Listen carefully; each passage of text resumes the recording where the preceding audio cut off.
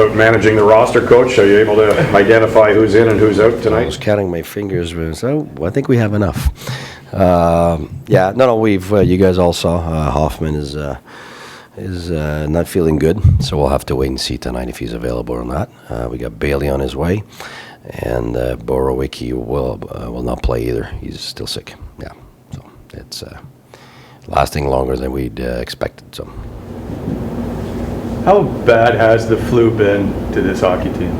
I know it's not an excuse. I'm just curious. It seems like everybody's had it at some point. Well, if it is an excuse, I'd love to have it until the end of the year, because 7 points out of 8 against the top teams in the league, I think we'll take that until the end of the year. I think every team has moments where they're struggling either with injuries and or sickness, and we've had our share, and this week was certainly part of it. And finding out about MacArthur and also finding out that our goaltender is Anderson will be back at some point, but it was a little later than we expect and all that. I mean, those are all part of what we are living right now, and the guys being sick, but we've won big games with guys sick lately, and so it's just one more day, and if Hoff is not playing, then we'll have somebody have to step up, and we'll have to look at it in a different way. Having said that, this is probably the toughest opponent right now in the league. Columbus was, and Toronto was. I mean, it's really, I guess it's a continuing streak of easy games, one after the other. We're aware this team is 12-0-2 in their last 14 games. They've averaged 6 goals for in the last 6 games. They're basically destroying everybody right now and defending extremely well. So they're the team that finished first in the league last year right now.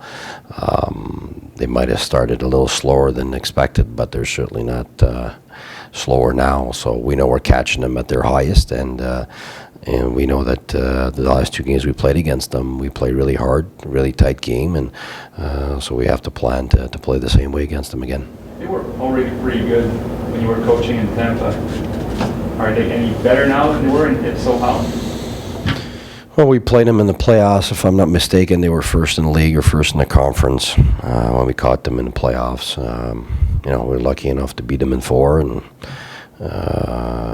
they were really good, and they were impressive at all levels. So I don't know. It's in Tampa they were at the top, and they're still at the top. So they've been at the top for a long, long time now, and so their players are used to being consistent, and I mean, that's what happens with those organizations over time. They build not just a roster, but an attitude of poise under pressure, and they know how to win, and they know how to sustain what they do, whether it's Chicago or Washington, teams like that. That's what we want to be eventually.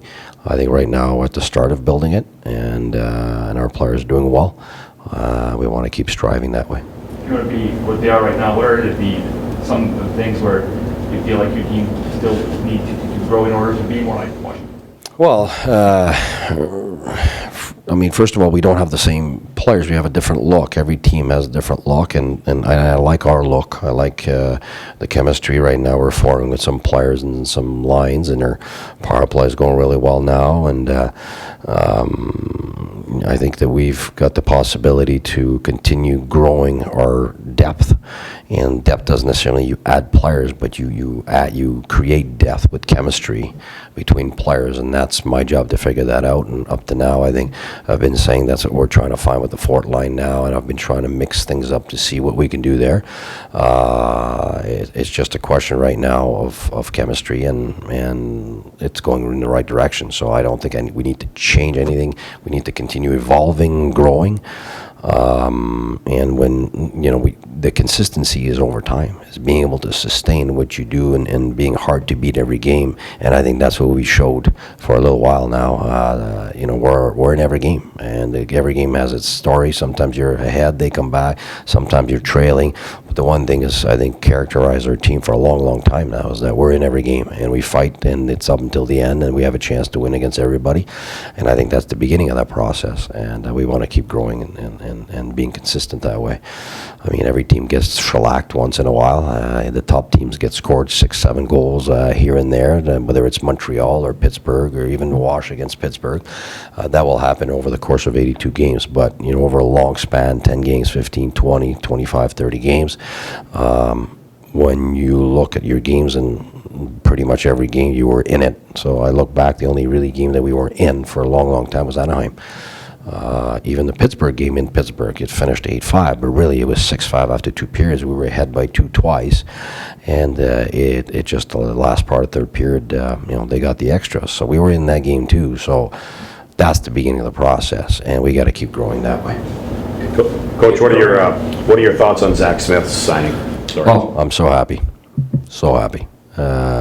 Zach represents one of those rare guys that's able to play with the high-end skill guys, make plays with them, drive the net, the speed that goes along with it, and bring the reliability, the toughness, the physicality that you need, not just with those guys, but in a situation. I mean, he's double shifted on penalty kill. He wins face-offs. He plays wing at the same time. He plays shutdown line. Like, he's everywhere. So, I mean, for me as a coach, he represents one of those rare pieces that you can put around. They define your culture. And so Pierre being able to sign him to a long-term contract is, I think, is big for this organization. I was going to ask the same question. Same question, that's I great. was going to ask much better. Oh, much better. Go ahead, and maybe I'll answer better. It's okay. What have you liked from Frederick Lace in the past few games, filling in for Morrow? Because he's been playing on and off a bit now, but he's been able to get in the rhythm. Well, first of all, I like the fact that having not played in a long, long time, be able to come in and do what he did, that doesn't happen very often. It takes a special individual to be able to do that. So he works extremely hard, and the players really enjoy him. In the American League, he's one of the leaders. The guy brings atmosphere. He's funny, hardworking, just one of those people that has an impact on your intangibles. And on the ice, Boro's a tough guy that works hard, challenges the opponent. So Clay's able to take a big portion of that and bring that. I like his quickness on pucks. I like his commitment. When he's, you get a player coming in the lineup and hasn't played in a long time, what you want is somebody that's not afraid to make mistakes. Go out and make the mistakes. Make them because you commit yourself, not because you omit yourself from doing and being scared to do something. And I think he's got that attitude. So the attitude is there, the work ethic is there, and definitely the discipline. So he deserved to be in the lineup, and he deserved the ice time. He deserves the ice time he's getting now.